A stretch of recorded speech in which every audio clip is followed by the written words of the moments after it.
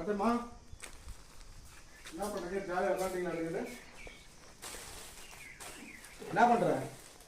நான் என்ன பண்ணுறேன்? உக்காந்துக்கிற ஜாலியா? இதா இந்த புடவை யார் புடவை? உனக்கு எத்தானுங்க நான் ஆ யார் தெரியல. யாரும் தெரியலையா? சரி சரி ஃப்ரெண்ட்ஸ், என்னவே யாருன்னு தெரியல. ஒரு 120 வயசு ஆகுது பாட்டிக்கு. அதனால கொஞ்சம் கண்ணு கொஞ்சம் மொபைலாக தெரியுது. நானே உங்க பேரன்.